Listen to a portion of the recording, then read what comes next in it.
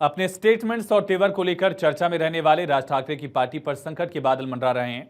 सूत्रों की माने तो चुनाव आयोग राज ठाकरे की पार्टी महाराष्ट्र नवनिर्माण सेना की राज्य स्तर की मान्यता रद्द कर सकती है। दरअसल इस बार विधानसभा चुनाव में एमएनएस को करारी हार मिली। इस चुनाव में पार्टी को एक भी सीट नहीं मिली।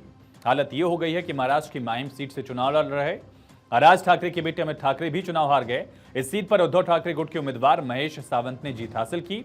शिवसेना शिंदे गुट ने सदा सरवणकर को मैदान में उतारा था। एमएनएस की करारी हार के बाद पार्टी पर संकट के बादल हैं।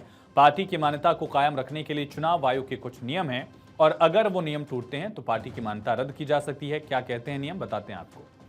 सूचना के मुताबिक विधानसभा चुनाव में कम से कम एक विधानसभा सीट या मतदान का 8% वोट शेयर न मिलने पर मान्यता जा सकती है। इसी संकट पर मंथन के लिए आज राज ठाकरे ने अपने घर पर पार्टी के नेताओं की आत्मचिंतन बैठक बुलाई। बैठक में चुनाव के खराब प्रदर्शन और आगे की रणनीति को लेकर चर्चा की गई। विधानसभा चुनाव के परिणामों पर अगर नजर डालें तो एमएनएस ने महाराष्ट्र विधानसभा की कुल 288 में से 125 सीटों पर अपने प्रत्याशी उतारे थे, लेकिन एमएनएस एक भी सीट जीत नहीं पाई।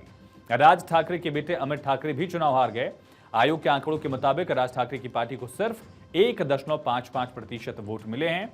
पार्टी को 125 सीटों पर दरअसल 10,02,557 वोट मिल पाए।